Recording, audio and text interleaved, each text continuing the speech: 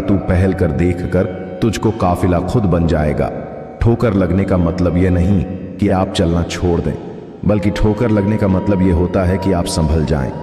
दुख देखना है तो पीछे देखें, सुख देखना है तो आगे देखें, और यदि इन दोनों से परे सच्ची खुशी चाहिए तो वर्तमान में ज्ञान की आंख से देखें। मत सोच कि तेरा सपना क्यों पूरा नहीं होता।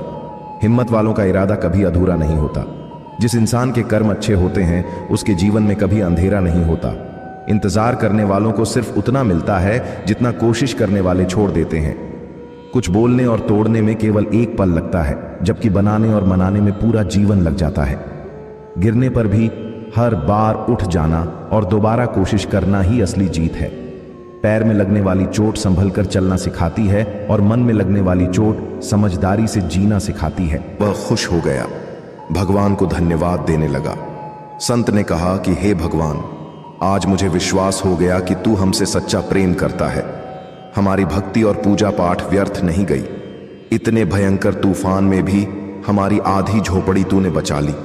अब हम इस झोपड़ी में आराम कर सकते हैं। आज से मेरा विश्वास और ज्यादा बढ़ गया है। इस कथा की सीख यह है कि हमें सकारात्मक सोच के साथ हर परिस्थिति को देखना चाहिए।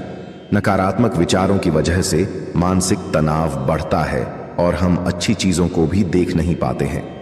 आज तेरे लिए वक्त का इशारा है। देखता यह जहां सारा है, फिर भी तुझे रास्तों की तलाश है। आज फिर तुझे मंजिलों ने पुकारा है। यूं ही नहीं मिलती मंजिलें, एक जुनून सा दिल में जगाना होता है। पूछा चिड़िया से कैसे बनाया, आशियाना बोली भरनी पड़ती है। उड़ान बार बार तिनका तिनका उठाना होता है।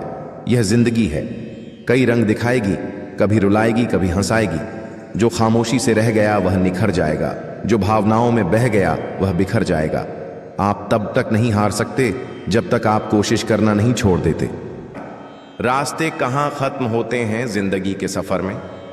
मंजिलें तो वही हैं जहां ख्वाहिशें थम जाएं। माफी मांगने का यह मतलब नहीं है कि कौन गलत है कौन सही। असली मतलब यह है कि हम उस रिश्ते को खोना ही नहीं चाहते।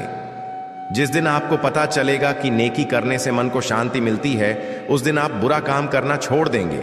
बच्चे को उपहार ना दिया जाए तो वह कुछ ही समय रोएगा, मगर संस्कार ना दिए जाए तो वह जीवन भर रोएगा।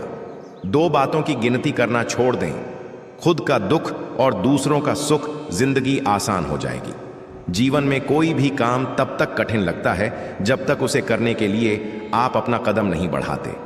यदि मंजिल ना मिले तो रास्ते बदलो, क्योंकि वृक्ष अपनी पत्तियां बदलते हैं, जड़ें नहीं।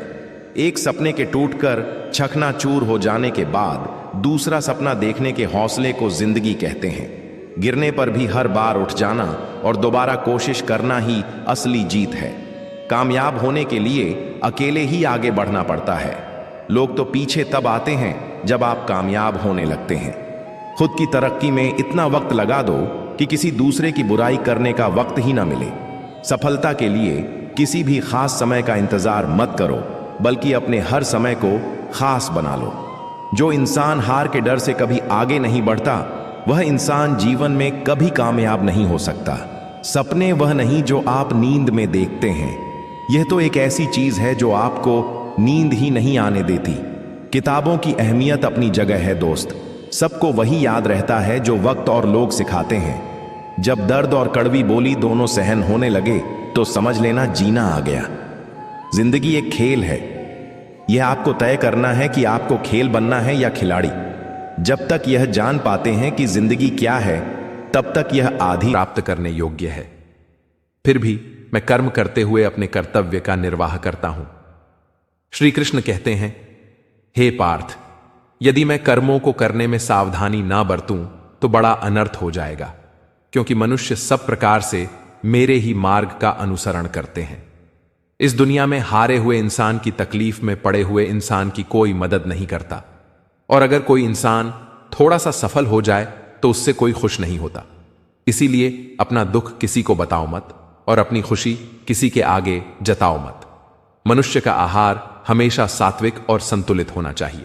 जिस इंसान को यह समझ नहीं कि क्या खाना चाहिए, कितना खाना चाहिए, कहां खाना चाहिए और कैसे खाना चाहिए, वह परमात्मा को कभी नहीं पा सकते। उन्हें दोबारा जन्म नहीं लेना पड़ता। किसी को कुछ देकर घमंड मत कर, क्या पता तू दे रहा है या पिछले जन्म का कर्ज चुका रहा है। घमंडी मनुष्य का वंश, वैभव और प्रतिष्ठा तीनों ही चले जाते हैं। विश्वास ना हो तो रावण, कौरव और कंस को देख लो। चुप रहने से बड़ा कोई जवाब नहीं और माफ कर देने से बड़ी कोई सजा नहीं। जिस मनुष्य के पास सब्र की ताकत है, उस मनुष्य की ताकत का कोई मुकाबला नहीं कर सकता। हमारी व्यर्थ की चिंता और मन का भय एक ऐसा रोग होता है जिससे हमारी आत्मीय शक्ति बिखर जाती है। मनुष्य को जीवन की चुनौतियों से भागना नहीं चाहिए और ना ही भाग्य और ईश्वर की इच्छा जैसे बहानों का प्रयोग करना चाहिए।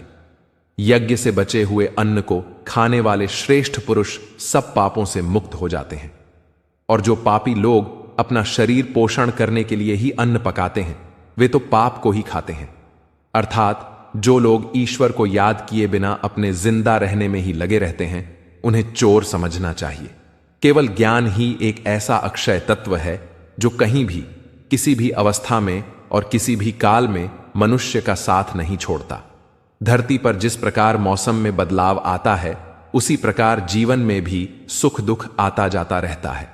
युद्ध हो या जीवन सफलता केवल 3 शस्त्रों से प्राप्त होती है जो हमेशा तुम्हारे साथ है। सच्चा साहस केवल लड़ाई में नहीं बल्कि भीतर के डर और कमजोरियों का सामना करने में है। जब तुम अपने भीतर की असली शक्ति को पहचानते हो और उसका सामना करते हो, तब तुम्हारा जीवन स्वतंत्र और सशक्त बन जाता है। जीवन का असली उद्देश्य केवल प्राप्त करना नहीं बल्कि अपने भीतर अच्छाई, प्रेम और करुणा उत्पन्न करना है। जब तुम खुद को सशक्त और सजग बनाते हो, तब तुम्हारा जीवन दूसरों के लिए प्रेरणा बन जाता है और असली मूल्य प्राप्त करता है। कभी कभी जीवन तुम्हारे लिए उस दरवाजे की तरह होता है जो खुलता नहीं दिखता, पर याद रखो, हर दरवाजा जो बाहरी दुनिया में बंद लगता है, वह भीतर से तुम्हारी हिम्मत और विश्वास की परीक्षा ले रहा होता है। तो वह व्यक्ति भीतर से साहसी होता है, वही बंद दरवाजों के पार जाकर नई दुनिया देखता है। डर, असफलता, निराशा, यह सब केवल संकेत हैं कि तुम अभी अपनी शक्ति पहचानने वाले हो। मनुष्य की असली लड़ाई हमेशा बाहर की दुनिया से नहीं होती, बल्कि अपने भीतर के अव्यवस्थित विचारों, अपने अहंकार और अपने डर से होती है। जब तुम अपने मन को शांत करते हो और अपने भीतर की आवाज सुनते हो, तभी तुम्हें समझ में आता है कि असली विजय केवल बाहरी जीत से नहीं बल्कि अपने आप को जीतने से मिलती है। कभी अपने दुख को दूसरों की अपेक्षाओं के अनुसार न तोलो। तुम्हारा दर्द केवल तुम्हारा है और उसे केवल तुम ही समझ सकते हो। दूसरों के समझने की कोशिश में अपना समय मत गवाओ। तुम्हारा अनुभव, तुम्हारी पीड़ा और तुम्हारा मौन, यही तुम्हारे असली शिक्षक हैं। श्री कृष्ण कहते हैं, खुद को पहचानो और अपनी अनोखी पहचान पर गर्व करो। दूसरों की अपेक्षाओं के अनुसार जीना आसान है, लेकिन यह तुम्हें भीतर से खोखला कर देता है। जो व्यक्ति अपनी आत्मा की आवाज सुनता है और उसी पर चलता है, वही सच्चे अर्थों में स्वतंत्र होता है। दूसरों की राय को अपने मूल्य का मापदंड मत बनने दो। सच्चा सुख बाहरी वस्तुओं में नहीं, भीतर की संतुष्टि में है। धन, पद और प्रसिद्धि क्षणिक हैं। यदि तुम भीतर से संतुष्ट और शांत रहो, तो दुनिया के कोई भी संघर्ष तुम्हें हरा नहीं सकते। जो शुभ और अशुभ संपूर्ण कर्मों का त्यागी है, वह ज्ञानी मनुष्य मुझको अति प्रिय है। मुझे पाने के 3 तरीके हैं, ध्यान योग, ज्ञान योग और कर्म योग, और इन सब में कर्म योग सबसे प्रधान है। किसी पर विश्वास करना हो तो उनकी बातों पर नहीं, उनकी हरकतों पर ध्यान दो।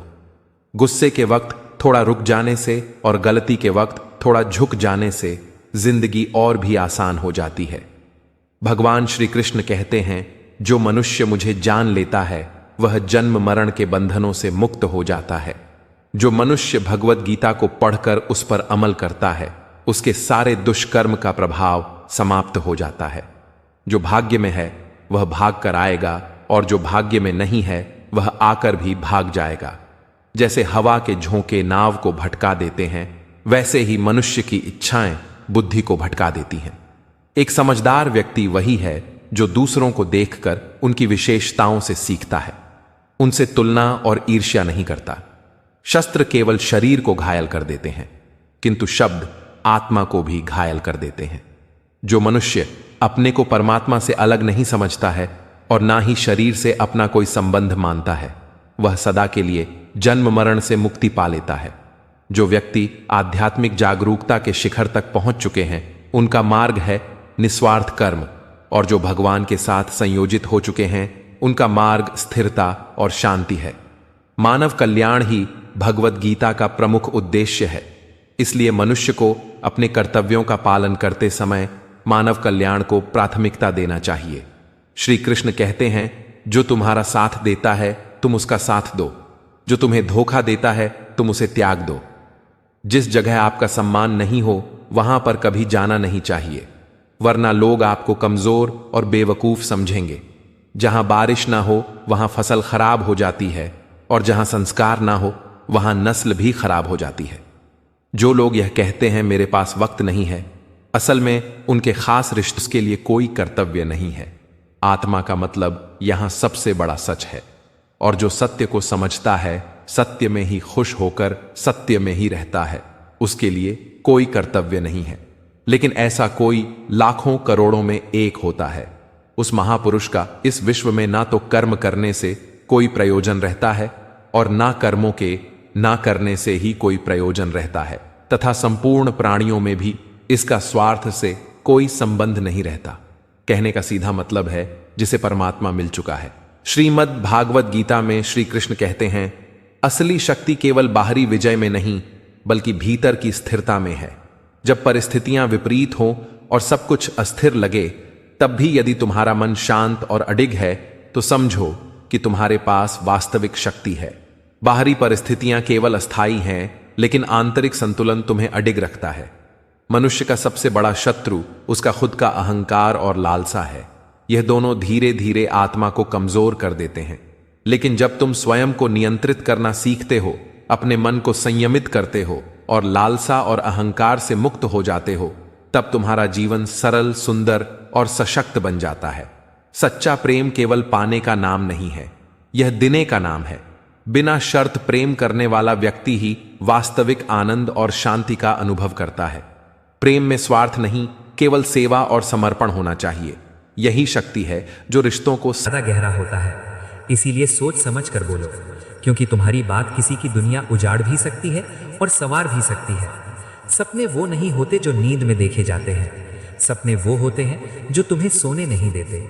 जो इंसान हालात से डर कर भागता है वे कभी जीतता नहीं, और जो डट कर सामना करता है वही अपनी किस्मत खुद लिखता है। अगर जिंदगी में खुश रहना है तो अपने फैसले अपनी परिस्थिति को देखकर लो, न कि दुनिया को देखकर, क्योंकि दुनिया के हिसाब से चलने वाले हमेशा दुखी ही रहते हैं। तुम ये नहीं कह सकते कि तुम्हारे पास समय नहीं है, क्योंकि तुम्हें भी दिन में उतना ही समय मिलता है जितना बाकी सबको। कभी ये मत सोचो कि ईश्वर तुम्हें भूल गया है। कृष्ण कहते हैं, ईश्वर कभी देर करता है पर इनकार नहीं। गलतियां की हैं।